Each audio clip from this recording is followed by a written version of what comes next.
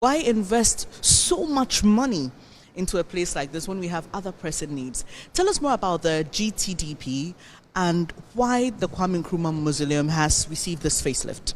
Thank you very much, and greetings to your audience, and greetings from the Honorable Minister as well. The point is this: we have been struggling with the Gettysburg structure, which is actually embedded within the productivist paradigm. What is in the soil, what is on top of the soil. Time has come that we move towards the post-productivist paradigm, which has got to do with the novelty of the heart and the mind and the hand. And to all of us at the Ministry of Tourism, Art and Culture, our desire is to make the Ghana Tourism Development Project become a beacon towards our economic transformation by developing strategic tourism attractions around the country. If we can increase tourism performance, then we can help position tourism, art and culture to become the #1 contributor to our GDP. In fact, that is the vision of government, and that is the commitment shown by the sector minister to make sure that we are able to look at tourism in a new light and see it as the face of service in the country.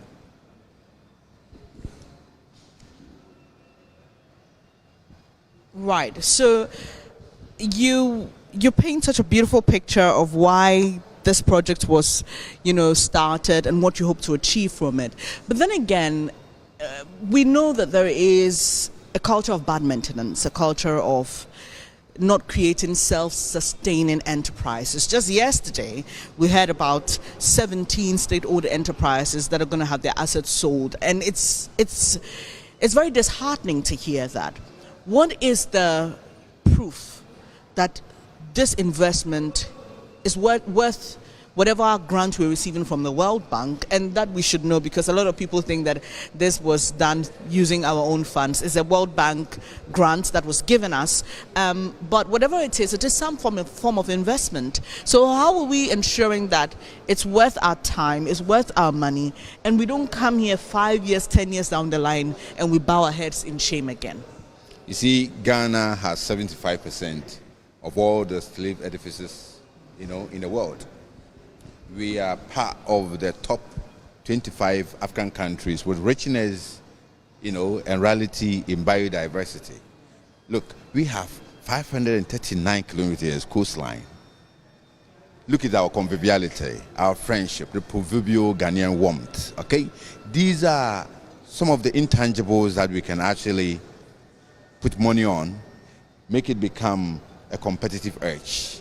And the job of the ministry is to ensure that we are able to really looking at the global impetuses and how we can actually even carve out a standard for ourselves in a kind of a localized strategy which takes the Guinean essentials and then take the global best practices in a way that gives a sustainable competitive edge.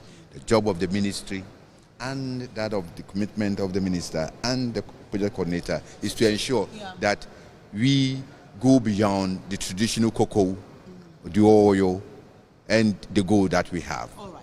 So this is saying that we want to expand our sources of revenue, and we've seen that tourism is one of the ways that we can do that. Obviously, a lot of people visit Ghana in particular, and I mean all over the world. When you mention Africa, there are many people who say, I want to go to Ghana first. Obviously, our Year of Return project and the year after or beyond the Year of Return has really helped us, and I must say that it's commendable from the Ministry of Tourism as well. But what are the practical structures that have been put in place, for example, in this place, to ensure that it's self-sustaining? Good.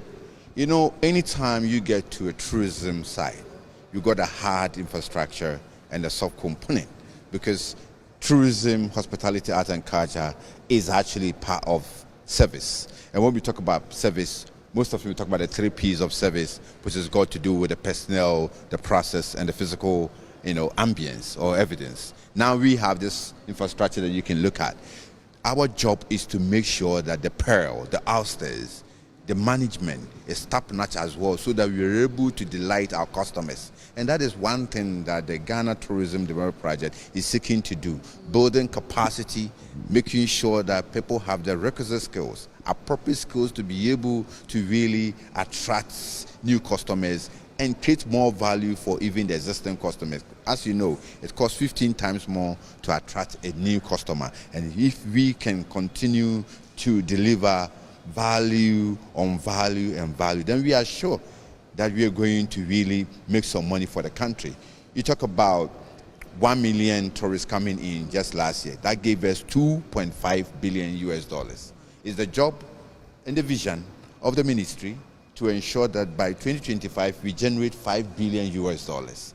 And that will be a mirage unless we continue to delight our customers. And that is why we are making sure that everybody is connected with it. This is not a solo effort from the ministry. Every Ghanaian must be part of this vision. And that's why when we talk about people even coming here, how people show even hygiene is very important. Okay? You go into the washroom and all that. How you conduct yourself there is very important, because I keep saying this in Fante. You know, at the end of the day, is everybody coming together, making sure that tourism does not become some solo effort from the minister or the government, but something that all of us see as the pathway towards our economic transformation. All right, so that's Professor. He's with the Ghana Tourism Development Project. I will be joined shortly by Kofi Manthe. He is the architect behind the refurbishment, and then we will take you through some of the key stations or places that you'll be taken to when you come here for a tour. And so you stay and hold on with me. Let me finish with the Prof, and then we will go into the places that you can visit. So Prof, briefly, just run us through the other tourist sites that have benefited from this project. Good. Under the Ghana Tourism Development Project, one of our component or objective is to make sure that we develop tourism site, whether it's publicly owned or privately owned. And through the privately owned one, most often we are going through the grant that has been given to the. If you go to Menchia Palace, for example, Menchia Palace Museum has received grant from us to help them to be able to deliver top-notch experiences for their visitors. You go to Bisa Abrewa, which is a private museum, you know, in a country.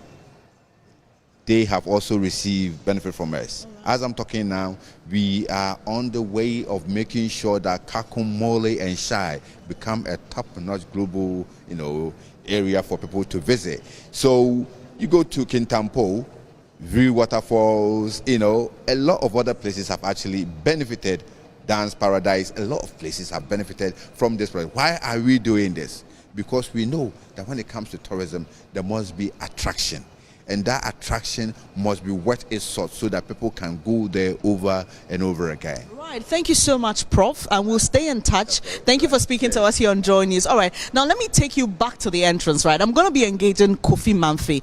He is the architect, a very young gentleman who worked on the refurbishment. And he will take us through the key stations you would see when you walk through the reception doors. Hello, Kofi. How are you?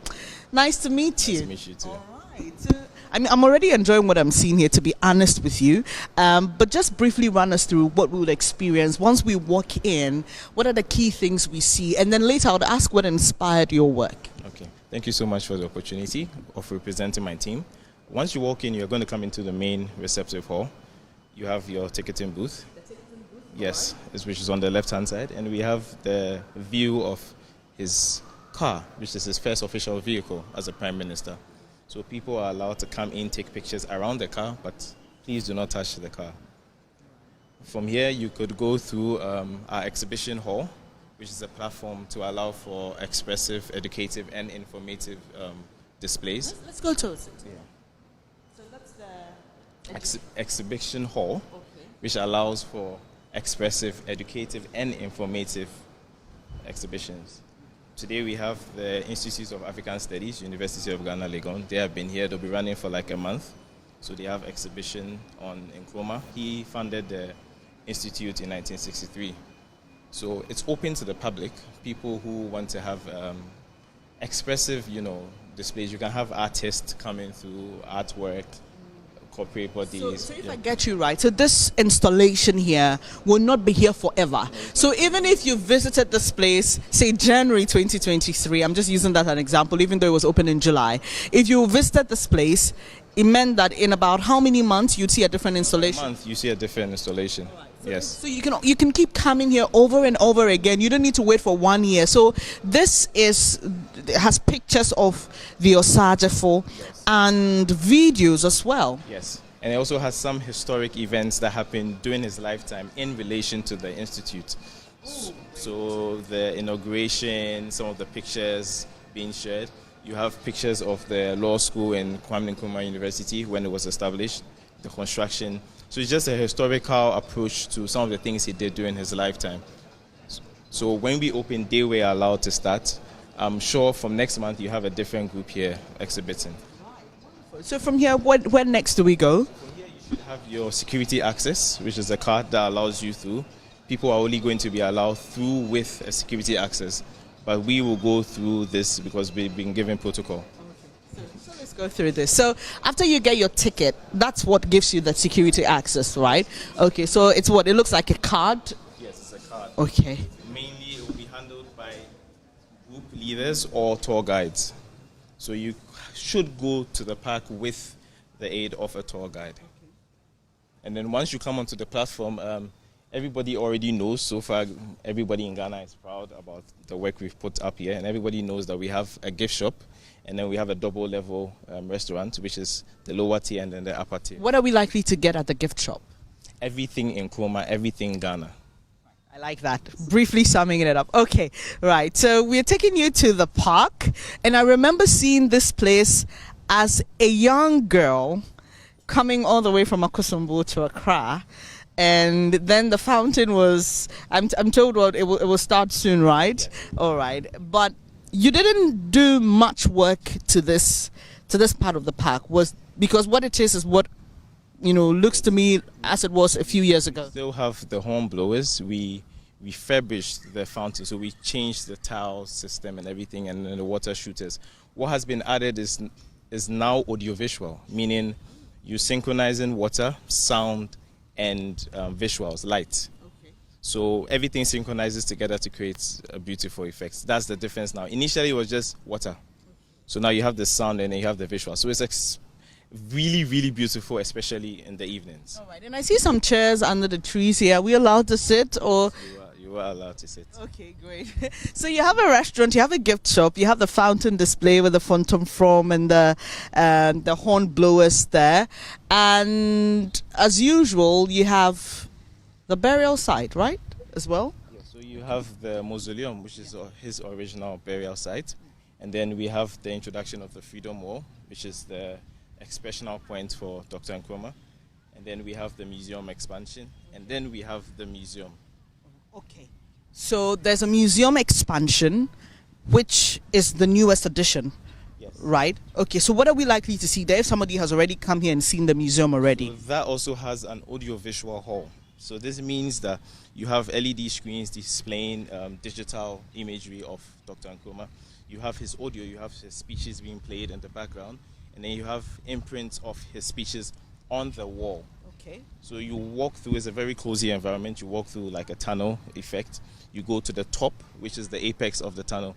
And the tunnel has been designed in a way that you will feel a bit of resistance or tension in your feet. It's to let you understand that once you are climbing up, the struggle to independence wasn't an easy one. Oh, So wow. that's the concept around. It's not supposed to be too much, but you feel like you're climbing towards something. Okay. And then when you get to the climax, you have the screen that's showing the Declaration of Independence. So from there, people can come onto the pergola platform. Yeah. You have a view of the mausoleum. Yeah, maybe you just want to turn and see that. So the pergola platform, the wooden one up there, which has a picture of Dr. Kwame Nkrumah, Yes. and the big six is it declaring independence, and so that's a beautiful one. So it gives you an imagery of what happened when the declaration was made. So this is the wall you were talking about. Yes, this is the Freedom Wall. Okay. So the Freedom Wall is a wall that was created to let people understand the various emotional states that Dr. Nkrumah went through during his lifetime. Because I've said it many times that a lot of us didn't grow or weren't born to see Nkrumah. So we wanted to create an exhibition or a platform wall where people can see, various parts of him. For lack of a better word, the human part of Dr. Nkrumah. So you could see him very pensive, elated, happy, angry. It just lets you understand that Dr. Nkrumah was a man. He went through his challenges, he went through his highs and lows. By the end of the day, he was able to leave the legacy he left for us as Ghanaians. All right. So as I'm seeing this place, there's something just come into my mind. I just picture a cultural troupe and people watching. Is that what this place was meant for? Okay, that is what it's supposed to be for cultural displays. Okay. You have people playing the different African and Ghanaian instruments. It's just supposed to be an inviting platform where people can come and just be themselves. Right. And so I like that quote there. I'm not an African because I was born in Africa, but because Africa was born in me. And this is one of the famous quotes of Osajifo Dr. Kwame Nkrumah. Why did you settle on this quote? I think when we think about Nkrumah, we think about Pan-Africanism and his struggle to make Africa a better place and Africa unity. So we selected this quote to let people understand that we see Nkrumah as the birth of Pan-Africanism in Ghana, and we shouldn't forget that Pan-Africanism started from here and then it's moving on to various parts of the world. All right, I'm going to be ending with Kofi soon. Kofi is the young man that led the team to refurbish the place in terms of architecture and design. But I'd just like for you to tell me briefly in 2 minutes what inspired. I hear you say a lot of audiovisual stimulations. It has this newness to, the infusion of digital technology. What inspired all of that? Well, I think I'm a millennial, so that inspires a lot of time. In a digital age, we need to embrace the technological advancements that are taking shape. People talk about AI, everything. They are not here to take our jobs. They are not here to compete with us. They are just here to enhance the process. So adding all these audiovisual sound effects is just to enhance what we already know as design and then let people better appreciate and keep these things encapsulated for future generations. Fantastic. Thank you so much, Kofi. We will continue our conversation because I've loved this with you. But let me speak to Mr. Eddie Kwao. Hello, nice to meet you. Eddie Kwao is the acting director of the Park and Museum. So let's continue the conversation, right? And let's go towards where the burial site is and see what we can view there also. But while we get there, let me just start off on this note. Many people are concerned about how much they have to pay to come and view the place. Run us through the prices and why it is justified. Well, with the prices, we have two different categories. We have for Ghanaians and non-Ghanaians. Ghanaians, we have about 4 different categories. So we have for adults, which is 25 cedis per head. Okay. Then we have tertiary with ID, which is 15 cedis per head. We have SHS, JHS, 10 cedis per head, and children 5 cedis per head. The other category for the non-Ghanaians is the adults are paying 100 cedis per head. Their tertiary with ID is 60 cedis per head, whilst their children are paying 30 cedis per head. 30 cedis per head. Okay. We think is reasonable because with the new structures we have on the facility, they need to be maintained and maintained properly. So this is reasonable to help us achieve that particular aim. Yeah. All right, great. So there are those who also love group packages, right? They love to come with churches or schools. Maybe there's a class that's studying history and they want their children to come and see and learn about Dr. Kwame Nkrumah. Are there any special packages for such groupings? Currently, no, but it's something that we could explore and discuss. So I think it's possible for us to have that. But as it is now, we are charging per head. Okay. Yeah. All right. So we are walking towards the burial. Yes, the mausoleum. The mausoleum where. Before we get in there, right behind us is where we have Nkrumah's statue and the same spot he made his independence declaration from. So it happened here? Here. Right. This used to be the old polo grounds for only the English, and then he chose it symbolically for his independence speech. Okay. So just there is a mausoleum where he's laid to rest, actually with his wife. Okay. Yeah. But before we even get there, you would observe there are a lot of trees on the park. I was just going to ask you, and I see signages, people planting and owning the trees. Most of them were planted by some African leaders who were requested to do so during their trips to Ghana. The first was planted by Nelson Mandela. So his tree is just right over there. Oh, okay. That's Mandela's tree. Oh, nice. Just right there. Okay. And there's one by Sam Juma, the former leader of Namibia. There's one by Robert Mugabe, the late from Zimbabwe. Laurent Gbagbo from Cote d'Ivoire. The late Kibaki from Kenya. Our late president, former president John Atta Mills, has a tree here. So when His Excellency, our president, commissioned the facility, he was also requested to plant one. Okay, is that the little one I see over there? Over there too. And just not long after that, just last week Saturday, the visiting Zambian president was also requested to plant one. So we have just 2 new ones, just by the Freedom Wall. I like the concept to keep the place green and fresh all the time, and also to create memories, so that we establish the leaders and prominent people who visited the Kwame Nkrumah Mausoleum. Conscious effort was made not to more or less destroy the flora and more or less the trees of the park as part of the construction process. So most of the trees on the park are still intact. So this is where our first president, Dr. Kwame Nkrumah, is finally laid to rest. It happens to be his 3rd burial since he passed. So in 1966, he was overthrown in a military and police coup d'etat, so forced to go into exile in Guinea-Conakry, where he eventually became co-president, courtesy Sékou Touré, who was the then Guinean president. That's where he lived till he fell sick eventually and passed on of prostate cancer in Romania in 1972 at 63 years old. So they embalmed his body in Romania, took him back to Guinea, where he got a funeral and burial as co-president. But 3 months later, they had to move him back to his family home in Crawford because his mom was alive when he died and happened to have been her only child. So she requested he was brought home. That is where he was until it was thought he deserved a proper national memorial. So this was put up by our then head of state, J. Rawlings, late. So they brought him here eventually. Yeah. And we mentioned he married Fatia from Egypt. Yeah. She passed on in 2007. And we heard from the kids that she actually had a wish before she died to be buried a bit closer to the husband. So they brought her back. And then His Excellency, our president now, Akufo-Addo, was the foreign minister. So he saw to the arrangement of her being brought. She also got a state funeral, so she's also laid to rest on the other side. And I must say, it's a lot of emotions for me. I thought it would just be a normal walk, but there's just something here. I don't know what it is. Because it's not a normal place. It's a place of reverence for our first president. So we give it all that particular respect each time we come. For some of us, when we come to work every day, we have to come and say good morning to them. And each time I come to work, I have to. It's a cultural thing. For me, personally, I do it because it's a sacred place. And what was done intentionally was not to touch the old man's tomb.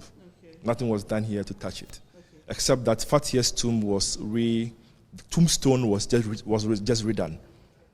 But the old one was not touched, just a new one was just put on top of it, just to keep that sacredness of it. I don't want to be an emotional wreck here. We say may their souls rest in peace. And this man laying here, I mean, just telling the story, and I don't want to resurrect conversations about, the coup and what happened and all that, but I just can imagine how he felt when he died away from home.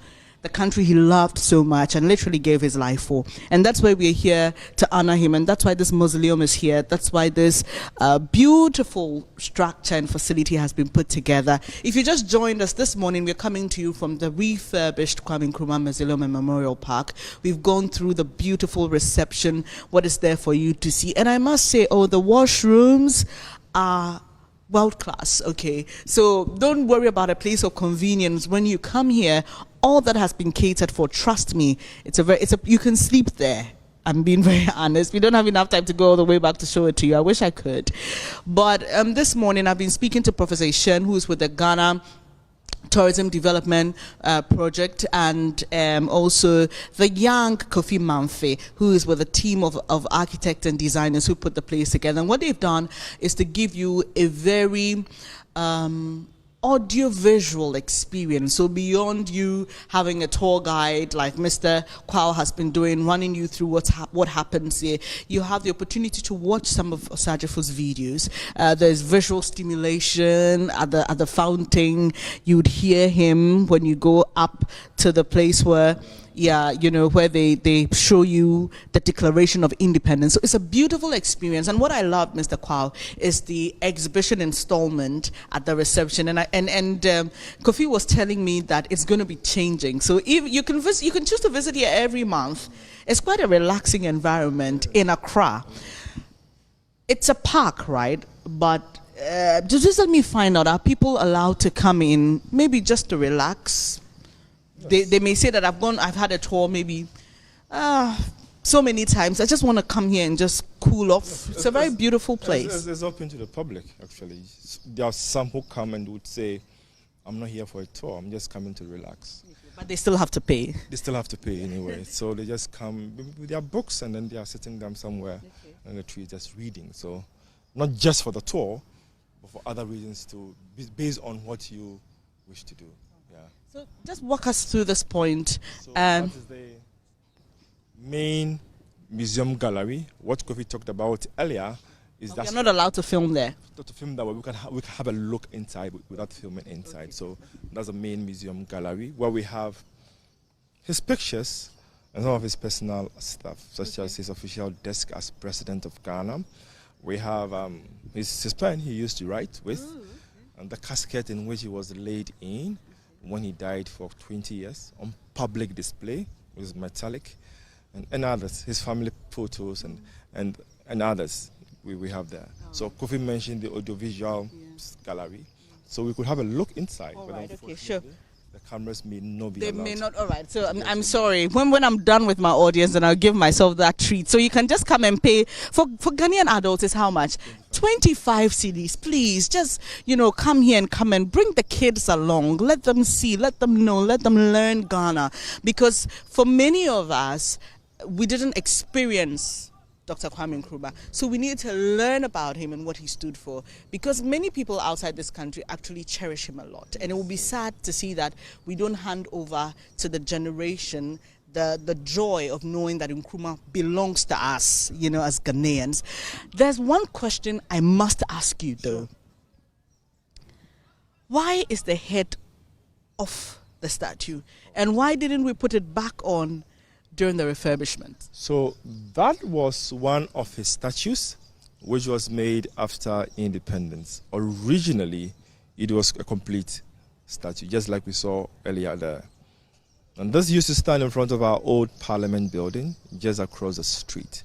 But during the military coup that overthrew his government, in the process, a lot of things were destroyed. So the statue also was a victim to it, so it was pushed down, and then in the process, we lost some of the parts. Even the head sitting next to it had been missing. It was only 2009, and then it was returned. And for the historical purpose and relevance, that's why it's been kept separate from the body. People just keep asking, why not restore it? If we do that, then we are distorting history. So we must keep it as it is for us to learn from it, as if to say never again should we go through that process again. Yeah. It's been such a wonderful experience for me here this morning, coming to you from the Kwame Nkrumah Mausoleum and Park. And I've been speaking to Eddie Kwao, who is the acting director of the place. Earlier, you heard me speaking to Kofi Mamfe and Professor Shen, who is with the GTDP.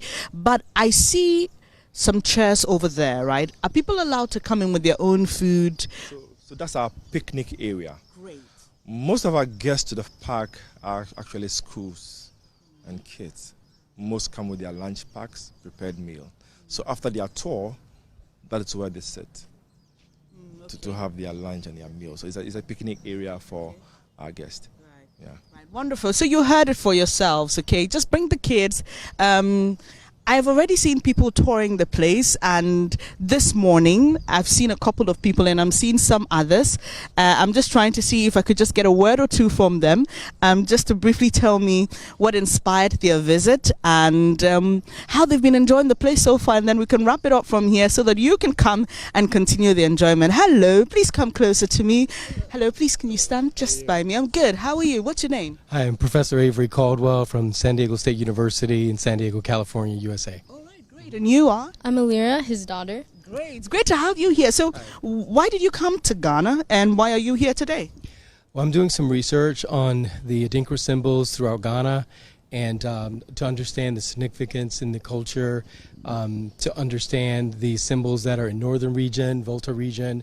As I understand, we're trying to get the pronunciations and to collect the meanings of those and to spread those also in the United States. We're using them in black communities in the United States to change narratives from within those communities, to foster positive growth and experiences also. So we're learning a lot from the symbols, the Adinkra symbols, and I'm here with the director of the National Folklore Board.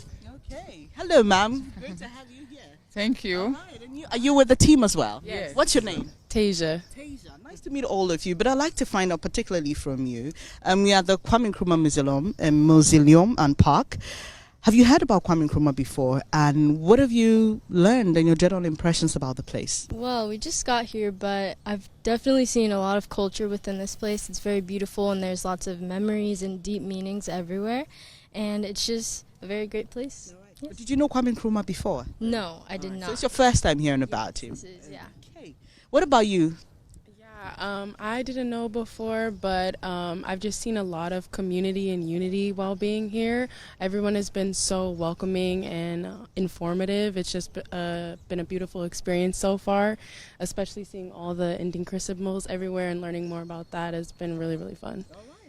It's amazing that you're here, and we hope that you can get all that you came for. But briefly from you, Prof, since you're the Prof, let me just find out from you. I was just having a conversation with Mr. Kwao on why that head is still off the statue, and he was talking about preserving the story and the history.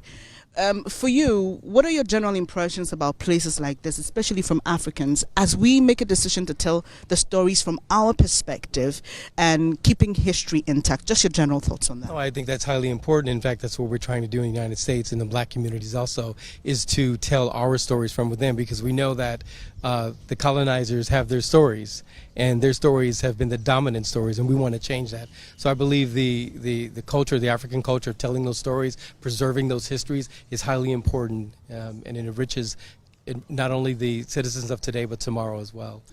When you're having fun, you run out of time, don't you? And I feel sad leaving all of you this morning, but I'm going to continue my tour of the place, and you should come here. Trust me, you would love every bit of it. This is beautiful. This is significant. This is, I don't know what else to say about it. It's symbolic. It's everything that you'd love in a park, in a place like this. So from here at the Kwame Nkrumah Mausoleum and Park, it's me, Bernice Abubeidulansa, saying a goodbye to you. God willing, we're back again next week with a wonderful edition of the AM show for you. I'm going to have fun. Take care. See you later.